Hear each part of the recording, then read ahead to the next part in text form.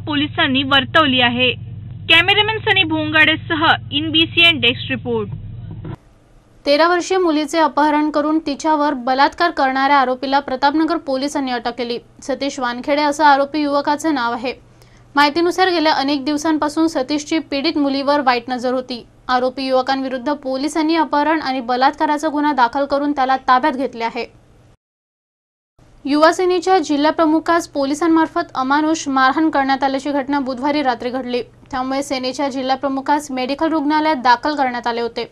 यावेळी रात्री संतप्त शिवसैनिकांनी मेडिकल परिसरात एकत्रित येत आपला रोष व्यक्त केला। उन्हें परेशान कर रहे थे, वो पीड़ित लड़कों ने जिला प्रमुख हितेश जी यादव नागपुर शहर को कॉल किया कि भैया हम परेशानी में हैं। नागपुर युवा सेना जिला प्रमुख हितेश जी यादव हुटकेश्वर थाने में पहुंचे। वहां मौजूद 2 पुलिस अधिकारी, जो एक थे PSI मंदारपुरी और असिस्टेंट PI या सेकंड PI सुशील सिंधे, ये दोनों वहाँ पे उस समय वहाँ पे स्टेशन डायरी पे मौजूद थे। हितेश यादव जी ने कहा कि आप इस मामले में इन गरीब लड़कों को परेशान ना करें। ऐसे मामलों में उन्होंने जब उनकी नहीं सुनी तो हितेश जी यादव ने माननीय जिला आयुक्त, पुलिस आयुक्त माननीय कमिश्नर साहब पाठक साहब को फ़ोन लगाया। पाठक साहब से वार्तालाप पूरी होने के बाद अधूरे में PSI ने जो सेकंड PI सुशील सिंधे जी थे, सुशील सिंधे जी को बोला हाँ पुलिस वाल्यांना तो CP साहेबांना फ़ोन लावून राहिलेला आहे।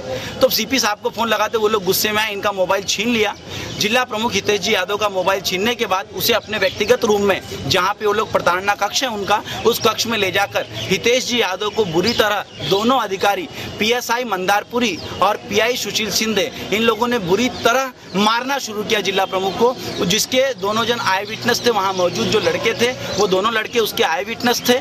उसके बाद वहाँ पर इतना मारा कि उनका मुंह फूट गया, छाती के ऊपर पैर मारा। बोले यहाँ पे CP काम नहीं करता, बोले यहाँ पे मैं काम करता हूँ, मैं बाजीराव सिंघम हूँ। और बाजीराव सिंघम की लैंग्वेज यूज करते करते उसने बहुत बुरी तरह छाती पे वार किए, मुंह पे मारे, उनका मुंह। ट्रकच्या चाकाखाली येणाऱ्या 2 मुलींना वाचविण्याच्या प्रयत्नात एक पेपर विक्रेता गंभीररीत्या जखमी झाला असून सध्या तो मृत्यूशी झुंज देत आहे। प्रतापनगर पोलीस ठाण्याअंतर्गत घडलेल्या या दुर्घटनेतील जखमी युवकाचे नाव रवींद्र सतवई आहे। संबंधित युवकाच्या उपचारासाठी किमान 5 लाख रुपयांची गरज आहे। त्याकरिता मदतीचे आवाहन बुधवारी घेण्यात आलेल्या पत्रपरिषदेत करण्यात आले। प्रतापनगर ठाण्याच्या सीमेत काही दिवसांपूर्वी झालेल्या दुर्घटनेत 2 मुलींना वाचवण्यात श्यामनगर निवासी रवींद्र सतवई गंभीर जखमी झाला होता। या जखमीच्या डोक्याला इजा पोहोचल्यामुळे डॉक्टरांनी उपचाराकरिता ऑपरेशन करण्यास सांगितले। या ऑपरेशनाकरिता जवळपास 5 लाखापर्यंतचा खर्च येईल असे सांगण्यात आले आहे। मात्र गरिबीत जखडलेला हा जखमी उपचाराकरिता इतके रुपये कुठून सोडणार? याच बाबतीत नागपूरच्या डेली न्यूजपेपर असोसिएशन तर्फे गुरुवारी जनतेकडून मदतीची मागणी करण्यात आली आहे। लागलीच अंमलात आणण्यात आलेली राजीव गांधी जीवनदायी योजना देखील रवींद्रला मदत करण्यात अनुत्तीर्ण झाली आहे। आश्चर्य म्हणजे मंत्र्यांनी सुद्धा कुठलीही मदत करण्यास आपले हात मागे घेतले आहे। प्रयासमध्ये तर आता तो आरोग्य हॉस्पिटल वर्धा रोड तिथे ॲडमिट आहे। जेव्हा ॲक्सिडेंट झाला एवढा मेजर होता की इमिजिएट त्यांचं ऑपरेशन करावं लागलं, ब्रेनची सर्जरी झाली, त्यामुळे तो 5 दिवस कोमामध्ये राहिला। त्यानंतर आता हळूहळू मुवमेंट आहे। 4 दिवसाआधी त्यांनी डोळे ओपन केलेले आहेत। तर त्यामध्ये तो प्रायव्हेट हॉस्पिटल असल्यामुळे त्या सर्जरीमध्ये आणि आतापर्यंत व्हेंटिलेटरवर आहे तो, त्यामुळे जे हॉस्पिटलचे एक्सपेन्सेस आहे ते एवढं जास्त आहे, जवळपास 5 ते 6 लाखाच्या दरम्यान आहे। तर त्यामध्ये कसा तो एक झोपडपट्टीमध्ये राहणारा एक मुलगा आहे। सकाळीला पेपर वाटते, तो दिवसांनी गार्डनचं कामं करतो दुसऱ्यांच्या घरी जाऊन। तर तो मुलगा आणि आई आहे घरी, तो भांड्याचे कामं करते एका हॉटेलमध्ये। तो मुलगा एवढा पैसा स्वतःवरती किंवा त्याचे घरचे लोक एवढा खर्च स्वतःवरती करू शकणार नाहीत। हे आम्ही बघितलेलं आहे आतापर्यंत, जे काही त्यांच्या हाती होते ते एक्सपेन्सेस केलेले आहेत। आणि आता जे गव्हर्नमेंटचे योजना आलेले आहेत, जे राजीव गांधी योजना वगैरे, अशा कोणत्याही योजनेमध्ये तिथं आम्हाला काहीच फायदा मिळाला नाही। ते हॉस्पिटल त्या अंतर्गत येत नाही। आम्ही या संदर्भात आमचे जे खासदार साहेब आहे विलासराव उत्तेमार यांच्याजवळ पण गेलो होतो मदतीसाठी, पण त्यांच्याकडनं आम्हाला जे आपल्यातीलच 2 मुलींना वाचवणाऱ्या या रवींद्रला आता आपणच आर्थिक मदत करू शकता। मदतीकरिता रवींद्रच्या बँक ऑफ इंडियाचा अकाउंट नंबर आहे 82218120000064। माणुसकीच्या या नात्याला जोपासणे आता आपल्याच हातात आहे। कॅमेरामॅन सनी भोंगाडेसह देव्यानी मोहगावकर, INBC न्यूज, नागपूर। भूमी अभिलेख विभागातर्फे राज्यस्तरीय क्रीडा व सांस्कृतिक स्पर्धेचे आयोजन करण्यात आले आहे। गुरुवारी या कार्यक्रमातील क्रिकेट स्पर्धेचा शुभारंभ झाला।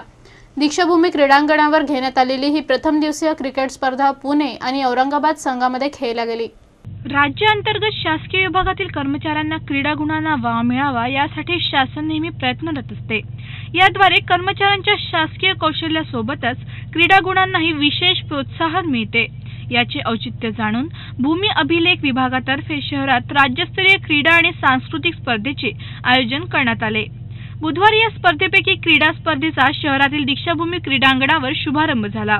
यावेळी संबंधित शासकीय विभागाच्या पुणे आणि औरंगाबाद संघात क्रिकेट स्पर्धा खेळली गेली, ज्यामध्ये दोन्ही संघांनी उत्कृष्ट खेळ संचलन करत खेळप्रेमींची मने जिंकली। पुढील 3 दिवस चालणाऱ्या या स्पर्धेत आणखीही विविध क्रीडा स्पर्धा घेतल्या जाणार आहेत। यापैकी विजेत्या संघाला 29 डिसेंबर रोजी विशेष कार्यक्रमात पुरस्कार वितरण करण्यात येईल। कॅमेरामॅन जितेंद्र खापरेसह अमोल ठाकरे, BCN न्यूज, नागपूर। नाताळ या सणानिमित्ताने बुधवारी एक शाम प्रभू येशू के नाम ही संगीत संध्या घेण्यात आली। ख्रिसमस सेलिब्रेटिंग समिती या संघटनेमार्फत मेडिकल चौकात ही संगीत संध्या पार पडली, ज्यामध्ये गायक आणि वाद्यवृंदांनी प्रभू येशूची सुमधुर भक्तिगीते सादर केली।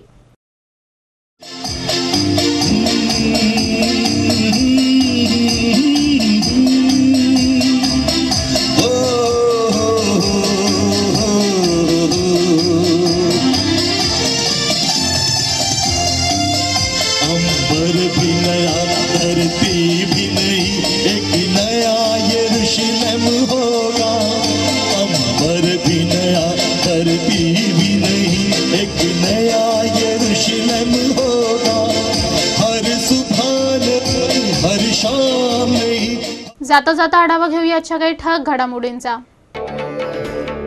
कृषी हितकारी ॲग्रोव्हिजन प्रदर्शनीचे भाजपाध्यक्ष राजनाथ सिंह यांच्या हस्ते उद्घाटन। गडकरी यांच्या विजनवर राजनाथ सिंह यांची स्तुती सुमने।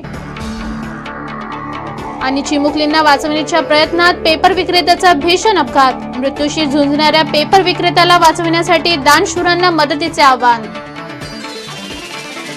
चालू घडामोडींसाठी लॉग इन करा आमच्या वेबसाईटवर www.inbcn.in वर। याचबरोबर आजचं बातमीपत्र इथेच संपलं। पुन्हा भेटूया एका नवीन बातम्यांसह। तोपर्यंत नमस्कार।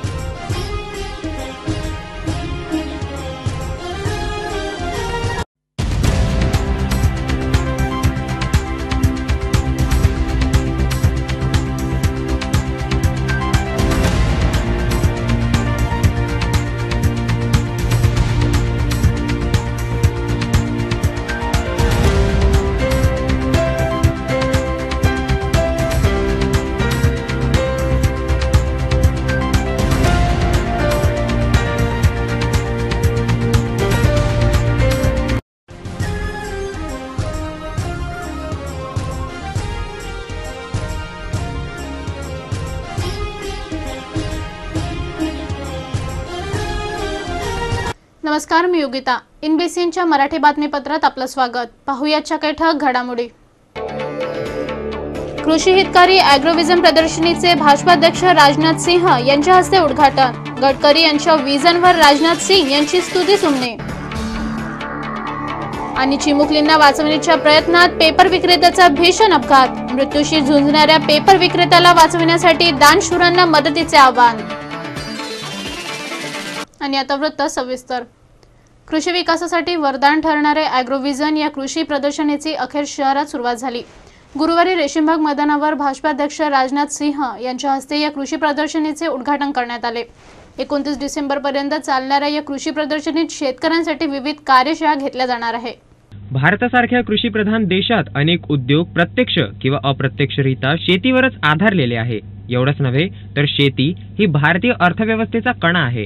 हा कणा आणखी मजबूत व्हावा आणि कृषी विकासासाठी शेतकऱ्यांना अद्ययावत तंत्रज्ञान कळावे या अनुषंगाने शहरातील रेशीमबाग मैदानावर ॲग्रोव्हिजन या कृषी प्रदर्शनीचा गुरुवारी शुभारंभ झाला।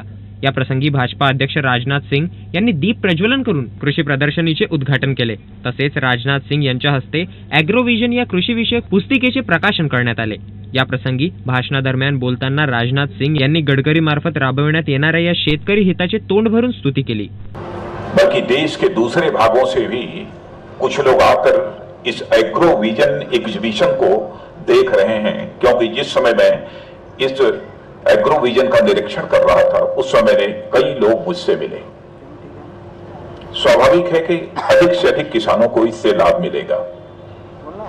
नितिन जी ने मुझे इस बात की भी जानकारी दी है कि यहां पर कार्यशालाएं, वर्कशॉप और 40 विषयों पर आयोजित किए जाते हैं और हजारों की संख्या में प्रतिवर्ष किसान यहां पर ट्रेनिंग प्राप्त करते हैं, प्रशिक्षण प्राप्त करते हैं कि अपनी उत्पादकता कैसे बढ़ाई जा सके और एग्रीकल्चर को यानी खेती को कैसे मुनाफे का प्रोफेशन बनाया जा सके, इस संबंध में वह यहां पर वर्कशॉप के माध्यम से ट्रेनिंग प्राप्त करते हैं।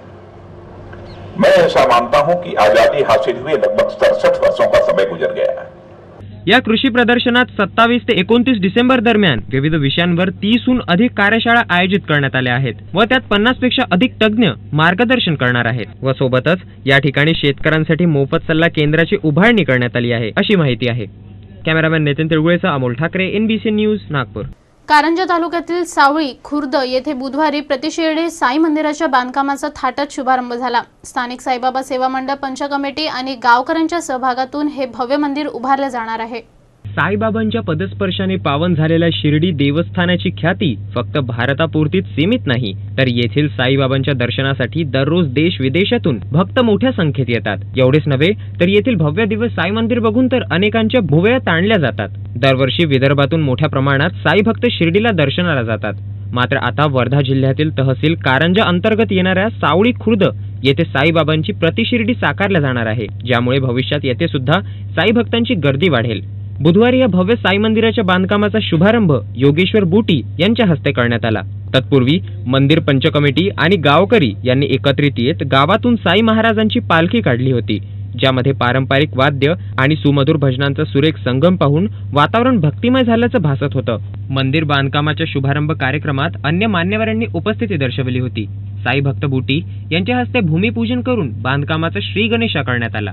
मिळाला बहुमान जो मिळाला आहे तो ह्याच्यासाठी मिळाला आहे की आमचे जे पूर्वज पणजोबा गोपाळराव बुटी यांनी शिर्डीमध्ये साई मंदिर बांधलं आणि साईबाबांचा सहवास त्यांना लाभला। त्यांच्या कृपेमुळे आणि बाबांच्या आशीर्वादामुळेच आम्हाला हा मान मिळाला।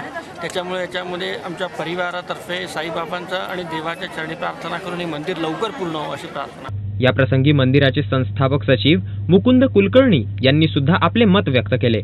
आगामी काळात साकारण्यात येणारी ही प्रतिशिर्डी साई भक्तांना निश्चितच आवडेल आणि शिर्डीप्रमाणेच येथेही भक्तजन मोठ्या संख्येने येतील असा विश्वास त्यांनी व्यक्त केला।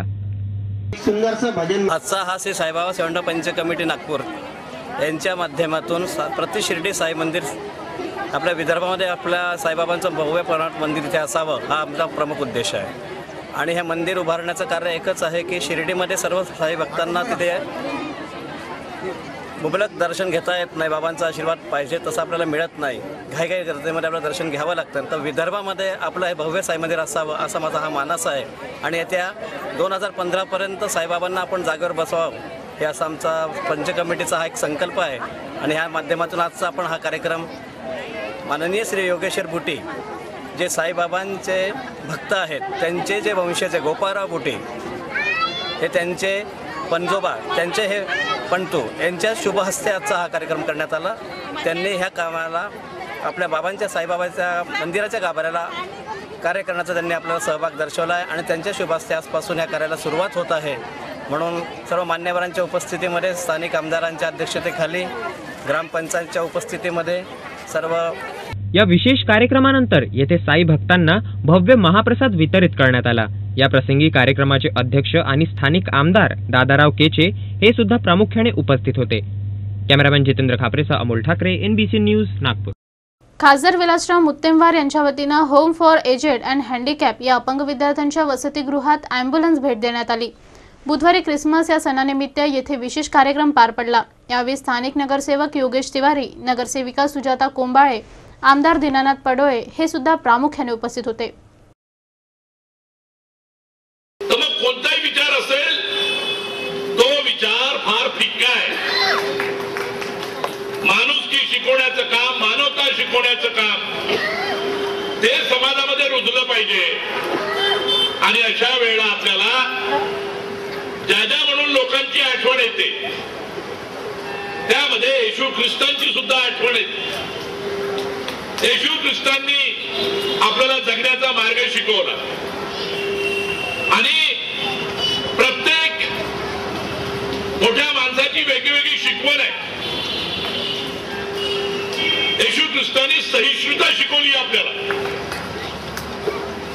की माणसाने सहन करायला शिकलं पाहिजे आणि या सहन करण्यामध्ये सुद्धा जगाचं कल्याण आहे. या येशू ख्रिस्तापासून महात्माजींनी बोध घेतला. आपल्याला माहित आहे की महात्माजी बद्दल बोललं जातं किंवा जर कोणी आपल्याला एक थापड मारली असेल तर आपण त्याचा प्रतिकार करायचा नाही. त्या माणसाला दुरुस्त करण्यासाठी आपण दुसरा गाल दिला पाहिजे की बाबा तुला जर हे आवडतं त्या माझा दुसरा गाल घे, माझ्या दुसऱ्याही गालावर तू मार. म्हणजे तो माणूस नामोहरम होईल. त्याच्यामध्ये जो हिंसेचा विचार आलेला आहे तो कुठेतरी थांबेल आणि हा एक सकारात्मक विचार महात्मा गांधींनी दिला. भारतीय जनता पार्टी आगामी लोकसभा निवडणुकांच्या तयारीला जोमाने लागली आहे. त्यासाठी भाजपाने एक नवा फंड आणला आहे. मोदी फॉर पीएम या योजनेच्या माध्यमातून भाजपा 10 कोटी घरापर्यंत पोहोचविण्याच्या प्रयत्नात असल्याचे राष्ट्रीय अध्यक्ष राजनाथ सिंग यांनी सांगितले. गुरुवारी ते नागपूर विमानतळावर पत्रकारांशी बोलत होते. नुकत्याच पार पडलेल्या 4 राज्यांच्या विधानसभा निवडणुकीनंतर भारतीय जनता पार्टी आता नव्या जोमाने कामाला लागली आहे. यासाठी भाजपाने पहिल्याच दणक्यात दिल्ली काबीज करणाऱ्या आम आदमी पार्टीची रणनीती अवलंबिण्याची योजना आखली आहे. याप्रमाणेच भाजपा मोदी फॉर पीएम अभियान राबविणार असून पंतप्रधान फंड नावाने निवडणूक निधी जमा करण्यात येणार आहे. या माध्यमातून एक वोट एक नोट असा नारा दिला जाणार असल्याचे भाजपाचे राष्ट्रीय अध्यक्ष राजनाथ सिंग यांनी सांगितले. ते गुरुवारी नागपूर विमानतळावर पत्रकारांशी बोलत होते.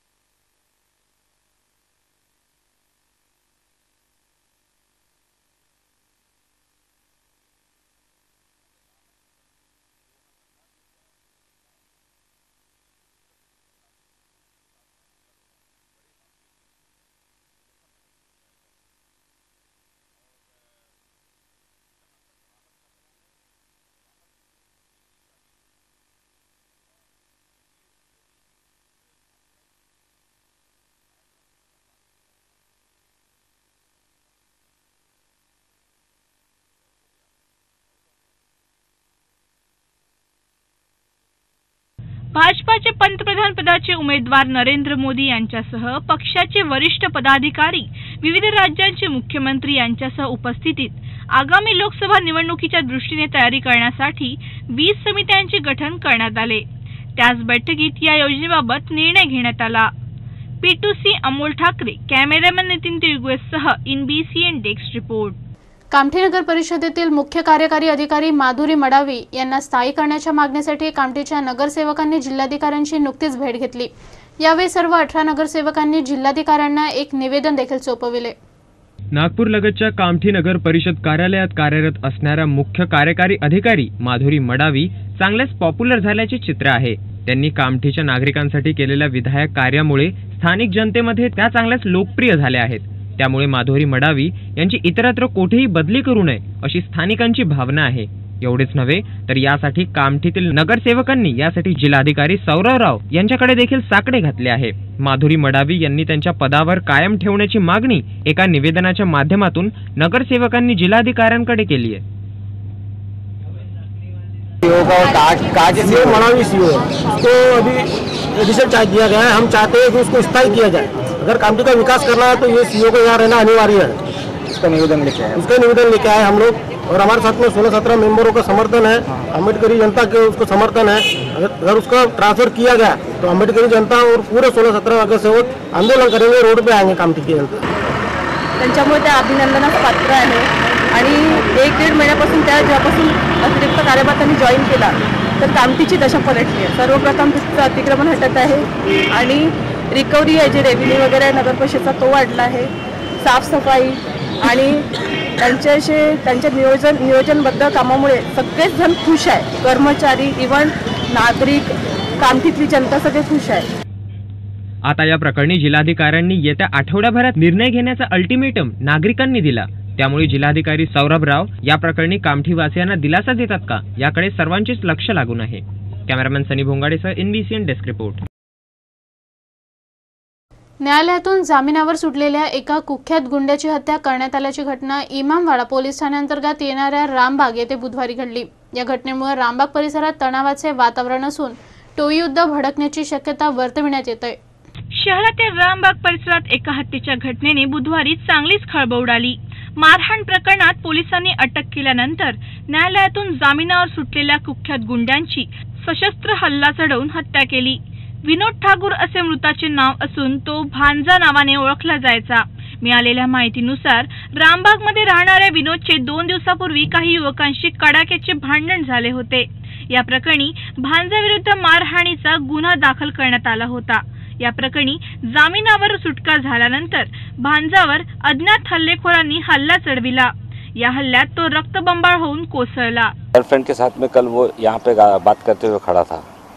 शाम के लगभग 7-7:15 बजे की घटना है और उस वक्त उसके पहचान का एक निखिल उबाड़े नाम का लड़का है जो रामबाग में ही रहता है।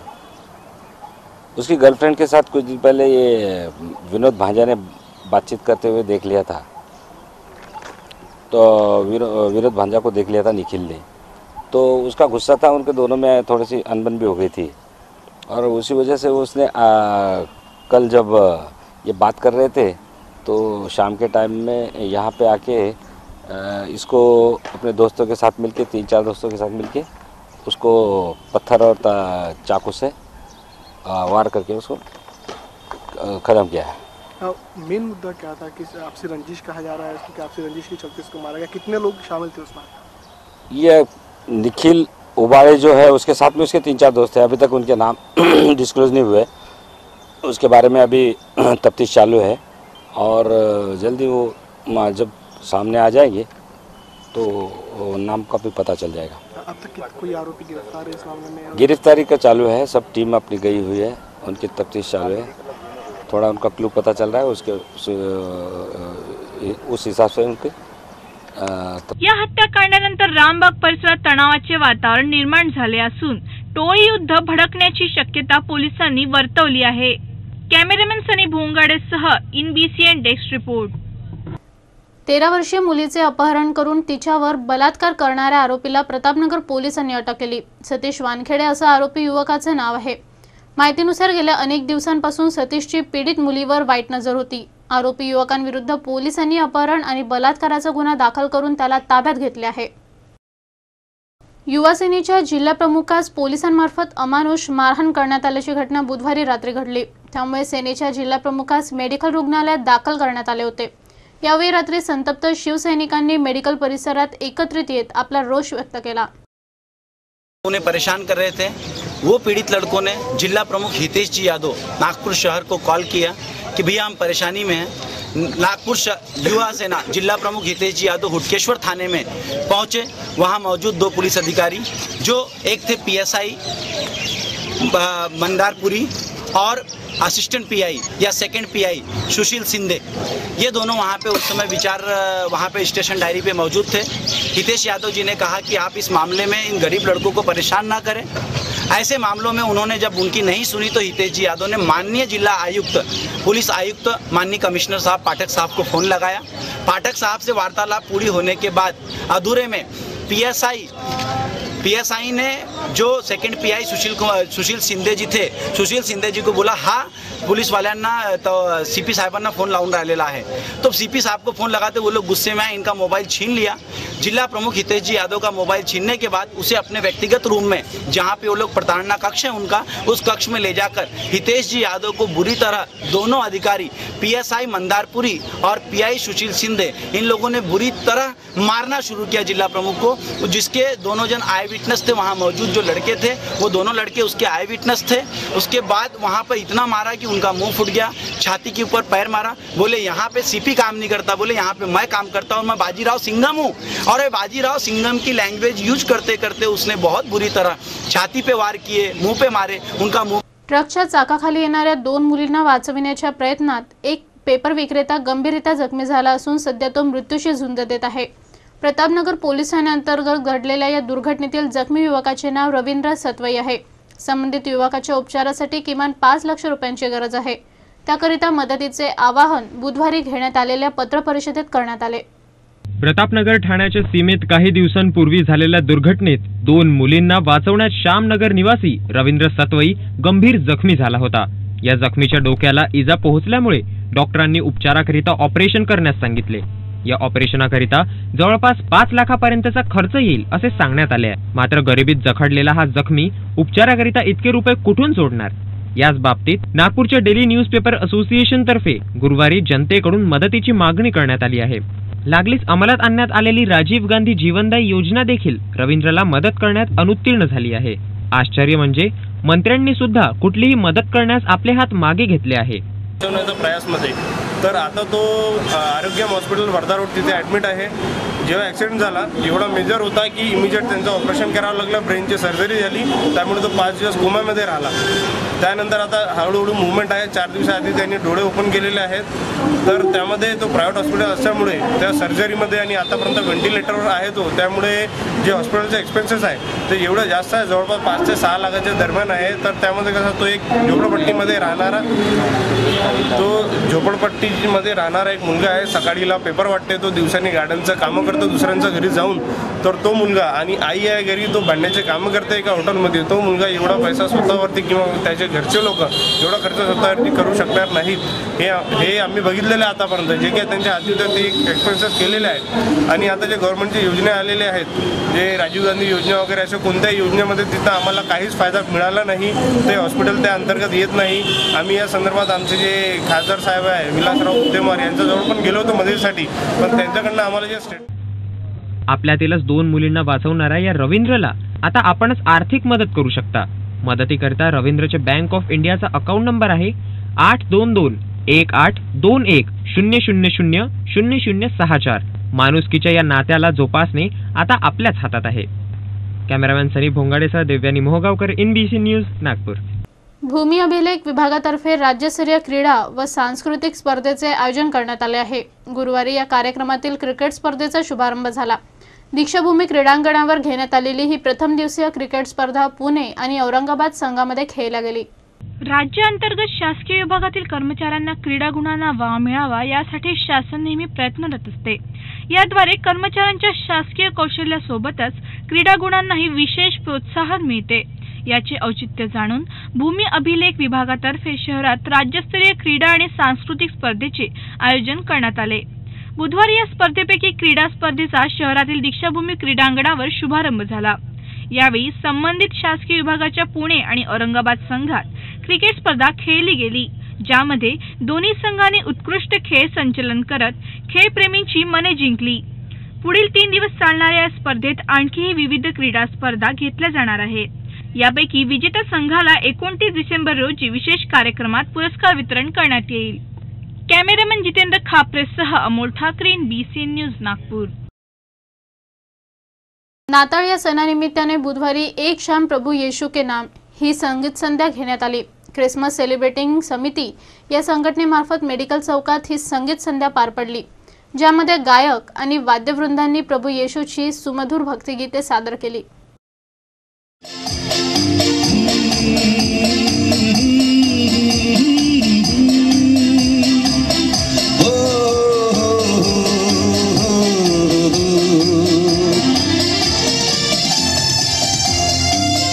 अंबर भी नया, धरती भी नई, एक नया यरूशलेम होगा। अंबर भी नया, धरती भी नई, एक नया यरूशलेम होगा। हर सुबह नहीं, हर शाम नहीं। जाता जाता आढावा घेऊया आजच्या काही ठळक घडामोडींचा। कृषी हितकारी ॲग्रोव्हिजन प्रदर्शनीचे भाजपाध्यक्ष राजनाथ सिंह यांच्या हस्ते उद्घाटन। गडकरी यांच्या विजनवर राजनाथ सिंह यांची स्तुती सुमने। आणि चिमुकलींना वाचवण्याच्या प्रयत्नात पेपर विक्रेत्याचा भीषण अपघात। मृत्यूशी झुंजणाऱ्या पेपर विक्रेत्याला वाचवण्यासाठी दानशूरांना मदतीचे आवाहन। चालू घडामोडींसाठी लॉग इन करा आमच्या वेबसाईटवर www.bcn.in वर। याचबरोबर आजचं बातमीपत्र इथेच संपलं। पुन्हा भेटूया नवीन बातम्यांसह। तोपर्यंत नमस्कार।